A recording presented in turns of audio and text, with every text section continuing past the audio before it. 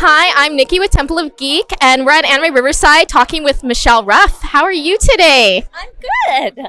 Good. I'm glad to hear that. You having a good con so far? So far, so good. I noticed you have cone on your stomach there. Yes. I'm kind of prone to punch it, but I don't want to punch you in the stomach. That would be kind of rude. Don't worry. I punched him this morning. Oh, good. Okay. So first things first, definitely have to talk about Bleach. Okay.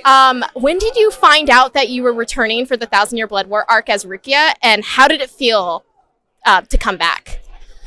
Well, they made us sweat. I have to tell you, they didn't call us till probably, I think I got the call in April of last year, just a few months before it was being released. So everyone was asking, and none of us knew if we were being called back. So to get the call was finally oh my God, thank God. Yes. We were all super excited, yes. And I'm super excited to come back and get to voice her, Yeah, she's such an incredible character. I love her. She's one of my faves. She was definitely, because I started watching Bleach when I think I was 13. And Rukia was the first character I latched onto, as I loved her so much, and I still do. She the first few episodes I went back and rewatched are so funny. Yeah, sure. Her she's living in Ichigo's closet, Bad drawings and everything.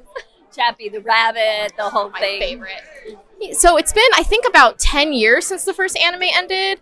Why do you think fans are still as passionate as they were back then? I feel like Bleach is one of those shows. Okay, so I think there's certain types of anime shows, and Bleach happens to fall into that evergreen category, where it's Bleach, Naruto, One Piece, yes. Cowboy Bebop, Gurren Lagann. I feel like there's those shows that just are classics that will kind of live on forever. Yes. And I also think I see a lot right now of new Bleach fans where one generation will be passing it on to yes. another. So I feel like that's how it sort of gets its legs, Yes, and it was such a classic, and it really, they kind of left us hanging with no proper ending. No proper ending. So to now finally get a proper ending, I think everyone's yes, finally. Yes. And we're also so excited because it's completely uncensored too. Yeah. Oh my gosh. Have you seen did you see I the did. First season? When I watched the first episode, I think the first 5 minutes was someone getting their head cut off. Oh, yeah, no one is safe. It was crazy, and I loved it. It's like Game of Thrones. Yes, yes. That wedding, no one is safe. Where you're oh my God, what just happened? Who's gonna die next? My favorite character just died. So excited. And so Rukia is such an amazing and tough character. She has so many different parts of her personality because she's vulnerable, she's strong, but she's also really cutesy. What would you say one moment in the series that you think truly captures her character? Wow, that's a good question. I mean, I never really thought of her as cutesy. With bunnies.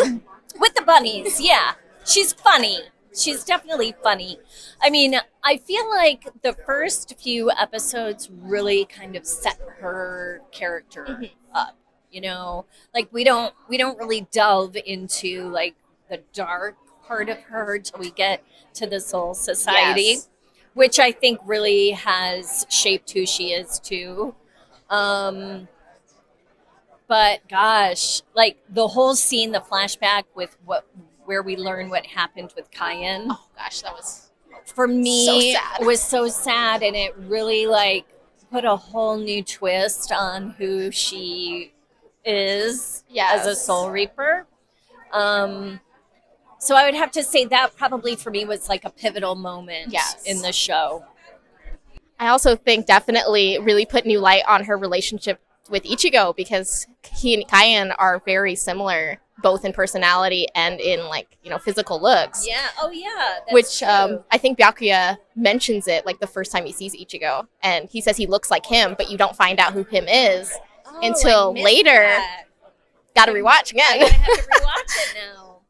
And what are you hoping for, or what are you most excited about where Rukia is going to go in this season?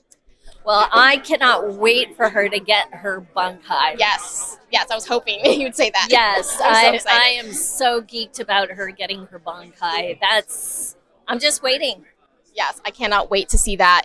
I mean, I read the manga and it's beautiful, drawn out, but when it's animated, it's going to be gorgeous. Oh, yeah. Cannot wait for that. Super geeked. And okay, so one last question, and this one's not Bleach related, but you voice another iconic character, Luna from Sailor Moon. Is there any future Sailor Moon projects that you can tell us about? No. I really can't because I don't have any. I mean, I know there's a movie coming out in Japan in the summer, but I have not dubbed it yet, and I have not heard anything of it. So hopefully soon. Hopefully, I can't say because I really don't know. Yeah, and it's also really fun that you and Johnny voice Artemis and Luna. It's such a fun relationship. Yeah, well, it was like, you know, Ichigo and Rukia, right? And then I don't know if Viz did this on purpose or they thought it would be funny to have, like, you know, Rukia and Ichigo as Luna and Artemis and Sailor Moon. I hope they did because that's really funny and it's really cute. I love Ichigo and Rukia, and I love Artemis and Luna. Me too. Well, thank you so much for taking the time to talk. I truly appreciate it. Yes, thank you so much. Yeah. Okay, thank you, everybody. Don't forget, Bleach 1,000 Year Blood War is streaming on Hulu right now, and the second part of the series should be out soon, I hope. Thank you.